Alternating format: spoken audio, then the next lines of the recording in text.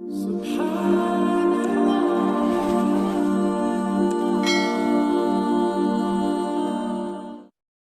بالله من الشيطان الرجيم. بسم الله الرحمن الرحيم. ربنا آتنا من لدنك رحمة وهيئ لنا من أمرنا رشدا. அல்லாஹு தஆலா குர்ஆனிலே ரசூலுல்லாஹி ஸல்லல்லாஹு அலைஹி வஸல்லம் அவர்கள் அனுப்பப்படுவதற்கு முன்பாக அநேகமாக ஈசா அலைஹிஸ்ஸலாம் அவர்கள் நபியாக அனுப்பப்பட்ட காலத்திற்கு பிறகு நடந்த ஒரு சம்பவத்தை பற்றி குர்ஆனிலே சொல்லுவார். அவர்களுக்கு அஸ்ஹாபுல் கஹஃப் குகைவாசிகள் என்று குர்ஆன் சொல்லும்.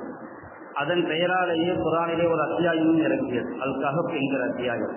ஸல்லல்லாஹு அலைஹி வஸல்லம் அவர்கள் சொல்லுவார்கள், ஹதீஸிலே யார் சூரத்துல் கஹஃபை வெள்ளிக்கிழமை ஓதுவார்களோ அவர்கள் ஒரு வார காலத்திற்கு எல்லா வகையான ஃபித்னாக்களை விட்டும் பாதுகாக்கப்படுவார்கள் என்று.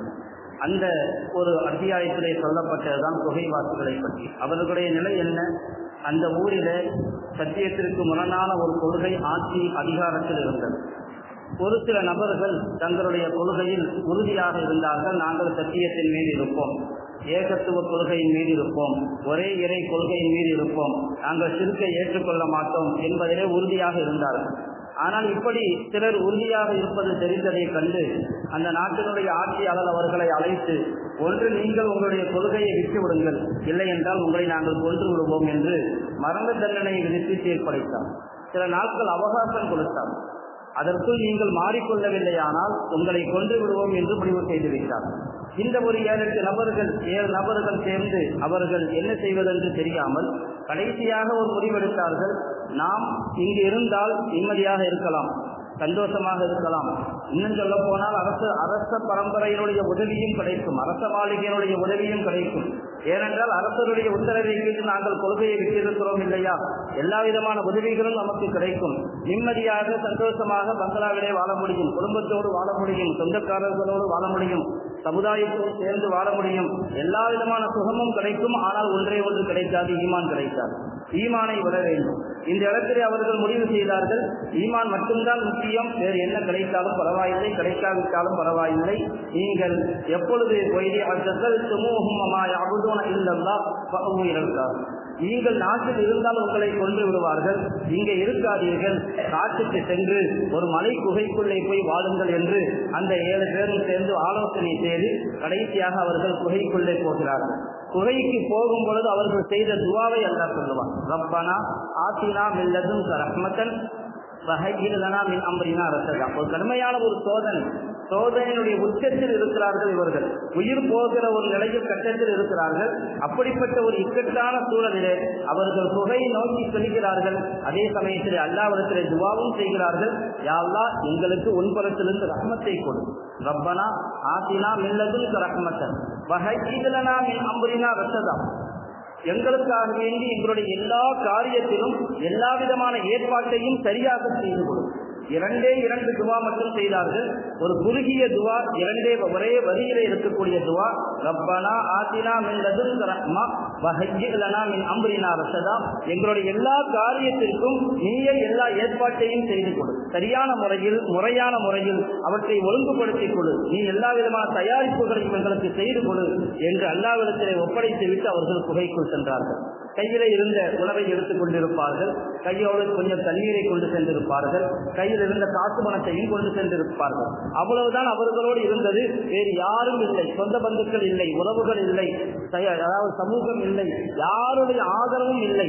ஆனால் அல்லாஹ்வுடைய ஆதரவோடு ஈமானோடு குகைக்குள்ளே போய் நுழைந்தார்கள். அவர்கள் செய்த துவாவுக்கான ஒரு வெளிப்பாட்டை அல்லாஹ் இந்த உலகத்திலே கியாமத் வரையிலும் வரக்கூடிய சமுதாயத்திற்கு படிப்பினைக்காக அல்லாஹ் ரஹ்மத்தை இப்படி வெளிப்படுத்தினால் யாருமே நினைத்து பார்க்காத விதத்திலே ஆச்சரியமான முறையிலே அல்லாஹ் அவர்களுக்கு ரஹ்மத்தை கொடுத்தான். அல்லாஹ் சொல்லுவான், பல்லரபுனா அலா ஆதானி ஃபில் கஹ்ஃபி சின்னீன அததா. அவர்களை நாங்கள் குகையிலே பல 100 வருடங்களாக அவர்களை தூங்க வைத்தோம். தூங்க வைத்தே அவர்களுடைய கொள்கையை காப்பாற்றினான். அவர்களுடைய ஈமானை காப்பாற்றினான். அவர்களுக்கு சாப்பாடு கிடையாது, அவர்களுக்கு தண்ணீர் கிடையாது, அவர்களுக்கு வீடு கிடையாது, அவர்களுக்கு வெளிச்சம் கிடையாது, எதுவும் எல்லாமே அந்த புகை, அந்த ஒரு நெருக்கடியான இடத்தில் தான் அவர்கள் வெளிப்படையாக இருந்தார்கள். ஆனால் ஈமானோடு இருந்தார்கள். அல்லாஹ் சொன்னால் நாங்கள் தூங்க வச்சோம். காதுகளின் மீது அடித்தோம் என்று சொல்வான். தூக்கம் என்பது வெளிப்படையாக கண்ணோடு சார்ந்ததாக இருந்தாலும் அது உண்மையில் காதோடு சார்ந்தது. ஏனென்றால் கண்ணை மூடினால் மட்டும் ஒருவர் தூங்குகிறார் என்று சொல்ல முடியாது. பேசுகிற பேச்செல்லாம் காதில் விழுந்தால் அதுக்கு பேர் தூக்கம் இல்லை, அது நடிப்பு, அது தூக்கம் கிடையாது. நாம் தூங்குகிறோம் என்று சொன்னால் சுற்றுமுற்றும் இருக்கக்கூடிய எந்த சத்தமும் நம்முடைய காதுக்கு வராது, நமக்கு எதுவுமே தெரியாது. அப்படி அவர்களை தூங்க வைத்தோம். எதுவுமே தெரியாத அளவுக்கு அல்லாஹ் தூங்க வைத்தான். ஒரு குகைக்குள்ளே 300 வருட காலம் தூங்க வைப்பது, பிறகு அவர்களை விழிக்க செய்வது ஒரு சாதாரணமான விஷயம் அல்ல. அப்படி அவர்களை தூங்க வைத்தான். அதே சமயத்தில் குகைக்குள்ளே சூரிய வெளிச்சத்தை எந்த அளவுக்கு கொடுக்க வேண்டுமோ அந்த அளவுக்கு கொடுத்தான். ஒரேடியாக வெளிச்சம் சென்றால் அதுவும் உடலுக்கு கேடு.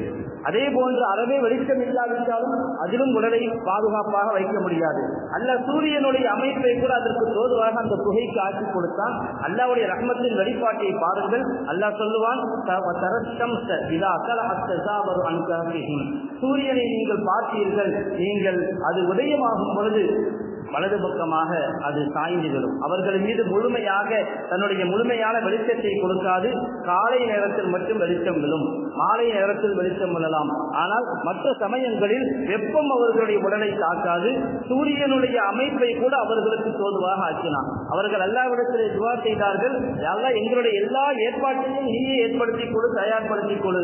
சூரியனுடைய வெளிச்சத்தை கூட அவர்களுக்கு தோதுவாக ஆக்கியதாக அல்லாஹ் குர்ஆனிலே சொல்லுவான். அதே போன்றுதான் படுத்துக் கொண்டிருப்பவர்கள் அப்படியே படுத்தால் கூட உடல் புண்ணாகி போய்விடும், உடல் புண்ணாகி போய்விடலாம், உடலுக்கு பாதிப்பு ஏற்படலாம். அல்லாஹ் சொல்லுவான், நாம் அவர்களை புரட்டினோம். வலது பக்கமாகவும் இடது பக்கமாகவும் நாங்கள் அவர்களை புரளச் செய்தோம். புரண்டது அவர்களாக இருக்கலாம், அல்லாஹ் தன்னோடு இணைத்து சொல்லுவான், அதை நாம் தான் அவர்களை புரளச் செய்தோம். ஒரு நேரம் வலது பக்கம் புரண்டு படுக்க வைத்தோம், இன்னொரு நேரம் இடது பக்கம் புரண்டு படுக்க செய்தோம். இப்படியெல்லாம் அவர்களை புரண்டு படுக்க வைத்து உடலையும் பாதுகாத்தோம், மண்டிங்காமல். அப்படிப்பட்ட ஒரு பெரிய ஏற்பாட்டை செய்து 300 வருட காலமாக தூங்க வைத்து அதற்கு பிறகு விழிக்கிறார்கள். குர்ஆன் அந்த சரித்திரத்தை விரிவாக சொல்லும். அவர்கள் வெளியே வருகிறார்கள். அந்த சமயத்திலே நாட்டினுடைய ஆட்சி மாறிப்போய் இருந்தது. இவர்களுக்கு சாதகமான ஒரு ஆட்சி இருந்தது. அதனால் இவர்களுக்கு எந்த தொல்லையும் ஏற்படவில்லை. அதற்கு பிறகு மீண்டும் அவர்கள் குகைக்கு சென்றார்கள். அதோடு அவர்கள் அங்கேயே இறந்து விட்டார்கள். அவர்களுடைய நினைவு காரணமாக அந்த இடத்திலே ஒரு மஸ்ஜிதை கட்டியதாக குர்ஆன் சொல்லும். ஒரு மஸ்ஜித் அங்கே கட்டப்பட்டது, ஒரு வணக்கஸ்தலம் கட்டப்பட்டது. அப்படிப்பட்ட ஒரு அவர்கள் மரணித்த பிறகும் கூட அவர்களின் மூலமாக மக்களுக்கு நேர்வழி கிடைத்துக் கொண்டிருக்கக்கூடிய ஒரு சூழலை அல்லாஹ் அந்த குகையை உருவாக்கினான். அல்லாஹ் சொல்லுவான், எவ்வளவு காலம் தங்கினார்கள்? 300 வருட காலம் தங்கினார்கள் குகையிலே. 300 வருஷ காலம் தூங்க வைத்தே சிலருடைய கொள்கையை காப்பாற்றி இருப்பது சாதாரணமான விஷயம் அல்ல. அல்லாஹ் பத்ருடைய யுத்தத்திலே சஹாபாக்களை தூங்க வைத்து வெற்றியை கொடுத்தான். இரவு நேரத்திலே நிம்மதியான தூக்கத்தை கொடுத்தான், பகலில் வெற்றியை கொடுத்தான். இங்கே குகைவாசிகளை 300 ஆண்டு காலம் தூங்க வைத்து 300 வருடம் தங்கியிருந்தார்கள் என்று சொல்லிவிட்டு அல்லாஹ் சொல்லுவான், 9 ஆண்டை அதிகப்படுத்திக் கொண்டார்கள் என்று. இதற்கு முஃபஸ்ஸிரீன்கள் விளக்கம் சொல்லுவார்கள். 300 + 9 309 என்பது 300 வருடம் என்பது சூரிய கணக்கை கவனித்து, சூரிய கணக்கை கவனித்து பார்த்தால் அது 300 வருடம். அதே சமயத்தில் சந்திர ஆண்டினுடைய கணக்கை பார்த்தால் அது 309 வருடங்களாகும். ஏனென்றால் சூரிய வருடம் 100 வருடம் முடிந்து போய்விட்டால் அது 103 வருடமாக இருக்கும். சந்திர வருடத்தில் 32 சூரிய வருடம் முடிந்திருந்தால் 33 சந்திர வருடம் முடிந்து போயிருக்கும். இந்த கணக்கை கூட குர்ஆன் தெளிவாக சொன்னது. 300 வருடம் சூரிய கணக்கின்படியும் 309 ஆண்டு காலம் சந்திர ஆண்டின் கணக்கின்படியும் அவர்கள் குகையில் இருந்தார்கள். அப்படிப்பட்ட ஒரு ஆச்சரியமான ரஹ்மத்தை அல்லாஹ் வெளிப்பட செய்த ஒரு செய்தியை, சரித்திரத்தை அல்லாஹ் குர்ஆனிலே சொல்லி காட்டுகிறான் என்று சொன்னால், இதன் மூலமாக இன்றும் குர்ஆனிலே ஓதப்படுகிறது, மக்களுக்கு சொல்லப்படுகிறது. கியாமத் வரைக்கும் இது ஓதப்படும். நீங்கள் இது மாதிரியான இக்கட்டான ஒரு சூழல் வரும் பொழுது, சோதனையின் உச்சத்தில் இருக்கும் பொழுது நிராசை அடைந்து போகாமல் அல்லாஹ்விடத்திலே துஆ செய்ய வேண்டும். ரப்பனா ஆத்தினா மின் லதுன்க ரஹ்மத்தன் வஹய்யிஅ் லனா மின் அம்ரினா ரஷதா. அதே அநேகமாக நம்முடைய கால சூழலும் நம்முடைய நாட்டினுடைய சூழலும் ஒரு இக்கட்டான ஒரு ஆபத்தான சூழலில் தான் இருக்கிறது என்று சொல்ல முடியும். ஏனென்று சொன்னால், தமிழகத்தை விட்டுவிட்டால் கூட ஊபியினுடைய நிலைகள் ஒரு ஹோலி பண்டிகை, ஒரு மதத்தினுடைய பண்டிகை. ஆனால் அந்த மதத்தினுடைய பண்டிகையின் காரணமாக என்னென்னவோ பேசப்படுகிறது, என்னென்னவெல்லாம் அவர்கள் திட்டம் போடுகிறார்கள். சாதாரண நபர்கள் பேசவில்லை, ஒரு காவல்துறை அதிகாரி பேசுகிறார், ஊபியினுடைய முதல்வர் பேசுகிறார். முஸ்லிம்களுக்கு 52 ஜும்மா வருகிறது, இந்துக்களுக்கு ஒரே ஒரு ஹோலி தான் வருகிறது, எனவே ஜும்மா தொழுகையை விட்டுருங்கிறாங்க. ஜும்மா தொழுகிறதுக்கும் பள்ளிவாசல்ல வந்து தொழுகிறதுக்கும் அவங்க ஹோலி பண்டிகை கொண்டாடுறதுக்கும் என்ன சம்பந்தம் இருக்குது? அவரவர்கள் அவர்களுடைய பண்டிகையை கொண்டாடுத்துமே. ஆனாலும் கூட தேவையில்லாமல் வேண்டுமென்றே பிரச்சனையை உருவாக்குவதற்காக நோன்பு வந்துவிட்டால் அவர்களுக்கு எப்படி இருக்கும் என்று தெரியாது. முஸ்லிம்களுடைய அந்த ஆன்மீக சிந்தனை பெருக்கெடுக்கும் பொழுது அதை அவர்களால் பொறுத்துக் கொள்ள முடியவில்லை.